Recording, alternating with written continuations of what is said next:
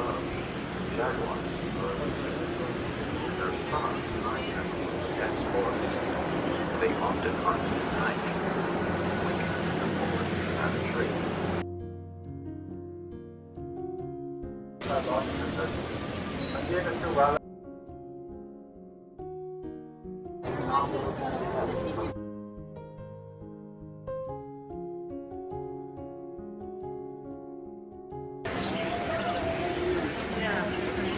We head out their day, try not to lean on those doors. They are latched off. Please, it's important to you, like cats, cell phones, and babies. You don't have those. So you guys can just tap on my window, wave hi to me to grab my attention. Dropping an item does not count as our East African habitat. In our tour, we'll be spending a little bit more time here then. Color than other flamingos are. And that's because these guys come from a much hotter environment.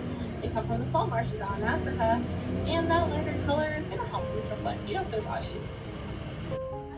But like I said, there are two. I saw two.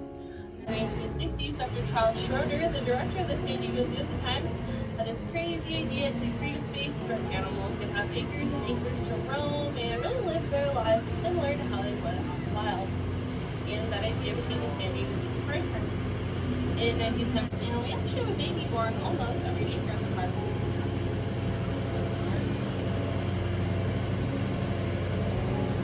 Right? You're going to get a really good view of one of our reef-house vultures sunning themselves here. So their environment, and they're going to help to clean up their environment by eating the leftovers of a predator's meal or any other animals that passed away. Vulture stomachs can also break down a lot of diseases, such as horse feet, and the vultures basically pull that all out of their environment. Now, right next door to our vultures, we're going to find some addicts. The addicts is a critically endangered antelope family we're going to see today. Well, that's going to be based off of how they've adapted to their environments. Most of the other antelopes we're going to see today tend to be from the savannas, whereas the addicts is coming from the desert. So you're going to see different savannas, whereas that white color, that light color on the addicts, is going to help them reflect heat off their bodies, similar to the great flamingo.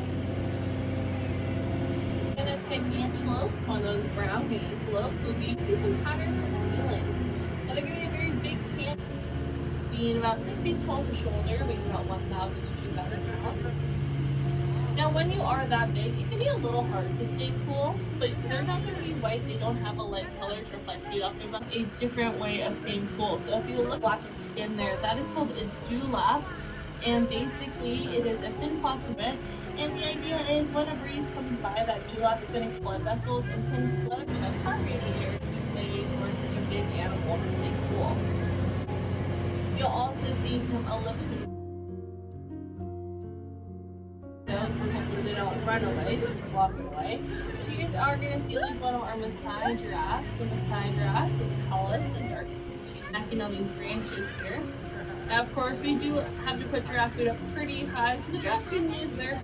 And not only do the giraffes have some tongue, so if you stick out your arm and measure the tip of your finger to your elbow, then you don't see giraffe. African species. Those are going to be the keep buffalo, but it's definitely an animal you do not want to mess with. They are one of the toughest animals out in Africa, and they're actually known to take on lions out in the wild. If you go after one keep buffalo, the rest of them are going after you. Our group of keep buffalo is actually called the. Now we are going to have some animals on our passenger side that we haven't seen yet. Lavender colored animals. Those are going to be the Somali wild ass, and they're another critically endangered species that we're seeing on our tour today. There's about 300 of them left in the world. However, we are hoping to change that. We did introduce a male last to help grow that wild ass population. Right from South Africa. Welcome back. We're going to be heading into our Central African habitat. Green color with curved horns.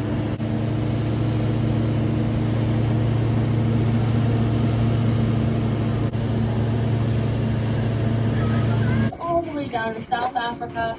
You can see that lagoon that we drove past earlier. Super pretty, super peaceful. Definitely going to be one of the best views in the whole safari park.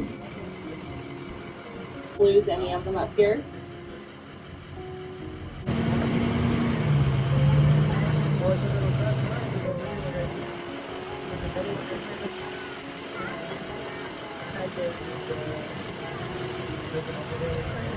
My first time around. But as we head back to South Africa, I do want you guys to check out the passenger side. Now, I know it just looks like a bunch of plants on our passenger side. That is because it is a bunch of plants, but those are very important. San Diego Safari Park, 800-acre nature reserve dedicated to protecting San Diego's environment. San Diego County is home to the coastal sage crab habitat, and the plants in San Diego County has a Mediterranean climate, which means if you guys are local, you've ever visited Southern California in the summertime, images of very dry, dead-looking plants are probably popping into your head, right? They're not dead, they are asleep. A lot of plants in the coastal sage are also working on local species that call San Diego home, such as the burrowing owl, who you guys can check out here at the park of Acondo Ridge. And you guys can even see on your water bill. But with that, we are now back in that kind of a grayish tan color, straight. And if you look at their faces, it's gonna look like they're wearing makeup, that black and white coloring. Then that coloring on their face is called a front mask. So if you look at their face, it means their horns look much bigger. And your predator against that face, and you're like, yeah, no, I don't want to mess with them. So sometimes when they're sitting down, you should be able to see them. Now the taller one, the one on the left, is a little girl who's born January 2nd. She was our first baby. Now the baby giraffes. Baby giraffes are typically born and they have to be that tall, otherwise they're not going to be able to reach their mom's nose. Now once they're born, a baby giraffe can actually grow about an inch a day. But these little guys aren't going to be full grown until they're about 16 to 18 feet tall. So they do quite a while to go before they're baby giraffes with the rest of the family.